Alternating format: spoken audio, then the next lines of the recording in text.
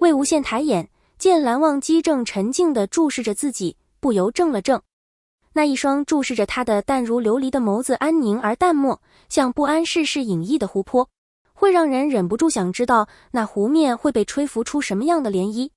魏无羡微微失神片刻，随后反应过来，对方应当也与自己想到同一层去了，于是笑了笑道：接下来怎么办？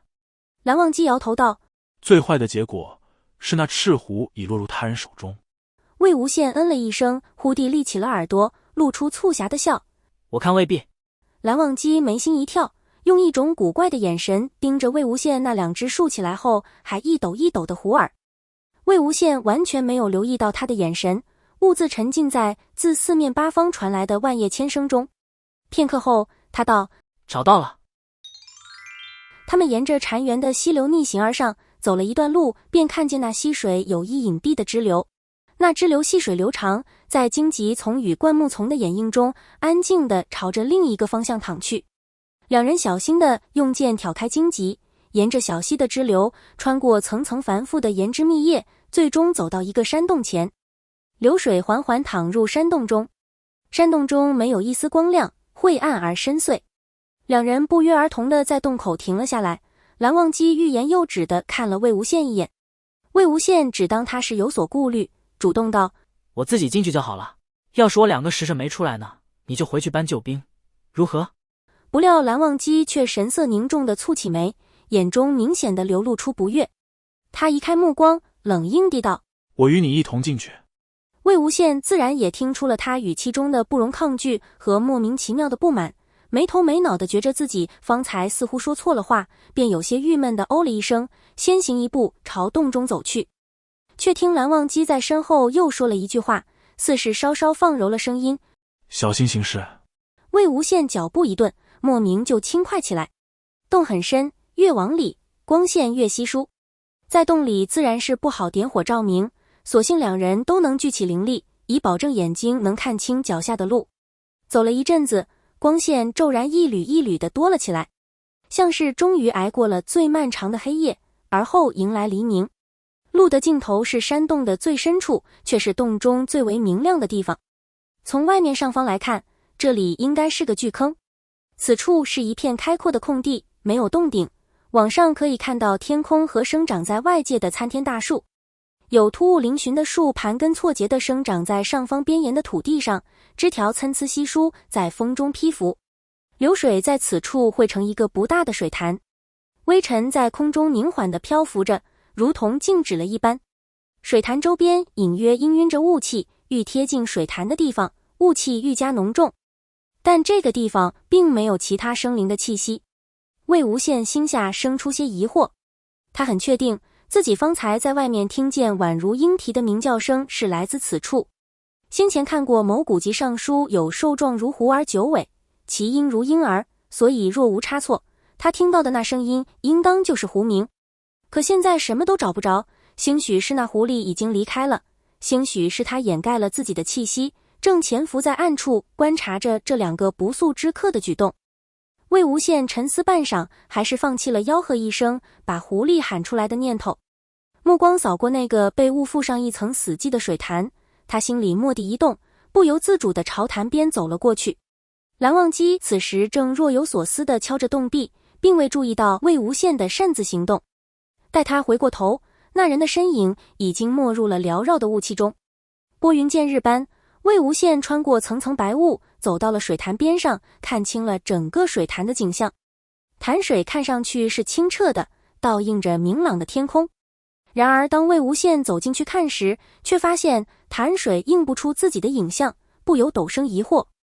耐心地等了一会儿，潭面无风自动，缓缓地漾开涟漪。待潭面再次平静下来，魏无羡终于看见潭面倒映出自己的影子。潭水倒也没有把他这一个风神俊朗的好少年倒映成什么山头野猪的模样，要说有什么地方不对劲，那大概是映出来的这张脸比起他现在的模样要少了几分青涩，多了几分棱角，显然是数年以后的容貌。雾气渐渐消散，暮色四合，缀着星辰的夜幕如晕开的墨水一般飞快地扩散披落。魏无羡身上所着的莲花雾紫色校服不知不觉渐变为一袭黑衣，腰间别了一只乌悠悠的笛子，笛上暗红的穗子在晚风中悠悠晃动。魏无羡直起身来，环顾四周，没有什么山洞，也没有什么水潭，有的只是一片乱石白骨，浮草朽木。一眼望去，远方的丛林徐徐摇曳，黑影幢幢，鬼气森森。千里万里月明，像冷冽的流霜，冰凉的似是要刻入人的骨子里去。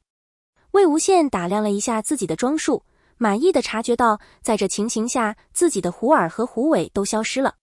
细细一想，方才在潭水中映出的确实是自己的脸，但显然有感觉不太对。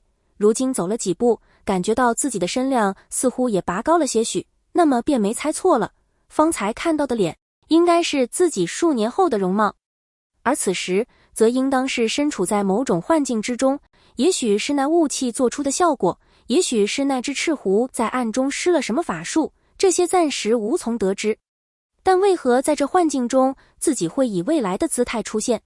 若这是那赤狐所为，他既是得了天地的灵气，兴许是能看见什么未来的情景。虽说不太相信，但魏无羡不得不这么推测，这个幻境展现出的，兴许就是自己未来的处境也说不定。只是不知道该怎么破除这个幻境了。魏无羡下意识地想回头找人商量，恍然惊觉周遭空无一人。伫立片刻，一股淡淡的怅然就这样在心间弥漫开来。也不知蓝湛能不能看出些门道来。适才走了几步，他潜意识中的警觉便促使他顿住脚步。一股让人毛骨悚然的寒意沿着脊背蔓延至四肢百骸，让他难以自控地打了个寒噤。原本空无一人的前路，忽地涌现出无数遍不清样貌，层层叠叠的不停闪现着的黑影，或手执长剑，或持着火把，然而就连那火焰也是黑漆漆的簌簌抖动，像无尽的长夜要把人淹没。魏无羡歪着头端详着那些围上来的黑影，忽然听到那些黑影在碎碎地念叨着什么，喉间不自控地涌上一股冲动，而后他便不合时宜地轻笑了一声。没有人听到他在笑，他们口中的斥责、咒怨传到魏无羡耳中时，都绿成了碎渣一般杂乱不清的声音。魏无羡心说，我真不是故意想笑的。他还没能弄清楚状况，只是大概感觉得出自己遇到的不是什么好事，内心自然而然涌上一阵荒诞感，情不自禁觉得眼前的情景着实荒唐可笑，便顺从内心意愿地笑出了声。那些黑影瞬间拖长，像要将他生吞活剥一般扑了过来，脚下泥石耸动，宛如大地颤抖着发出低吼。有死尸的手自地下拨开泥土，颤颤巍巍地伸出，朝着天空将自己从黄泉前魅之中提了起来。有更多的黑影从背后轰然冒出，不知是鬼还是别的什么，反正绝不是好东西。魏无羡站在原地，心中出奇的既没有畏惧也没有无措，只有一种孑然一身的寂寥感，似乎眼前一切对自己来说都无所谓。只是这些感觉并不来源于他自身，倒像是这幻境为了应景强加给他的。那就看看你还能弄出什么花样来。魏无羡打定主意，一动不动，不躲不闪。片刻后，心头果然又平白无故添了一层万念俱灰，于是他没头没脑地想，我该不会是要死在这里吧？莫非这幻境让人看到的是自己死前的情景？魏无羡最擅长在任何情形下胡思乱想，此刻也忍不住心道，看来我是在风华正茂的大好时光英年早逝了，只可惜这幻境不大厚道，让人看得一头雾水，莫名其妙一上来就要死。坏了，万一这不是幻境，岂不是玩过头了？虽说那些灰暗的情感是幻境强加的，却在此时显得刻骨又真切，压得人喘不过气来。浓重的无力感袭上心头，恍惚间魏无羡产生了一种前所未有的像是后悔自己做了错事那样的感觉，与之相比，血肉被撕咬的痛楚都不值一提。眼前例行走马灯般闪过许多场景，有谁的笑颜，也有谁的血泪，像看尽了某个人的一生，而后坠入无尽的黑暗。魏婴，魏婴！猝然惊醒，魏无羡满身冷汗地回过神来，便见蓝忘机站在自己面前，双手死死抓着自己的肩膀，看来自己是被他晃醒的。蓝忘机的脸色不大好看，眼睛像冲了血一般泛着红，看来也是被逼急了，才会做出抓着人晃这种有失风度的举动。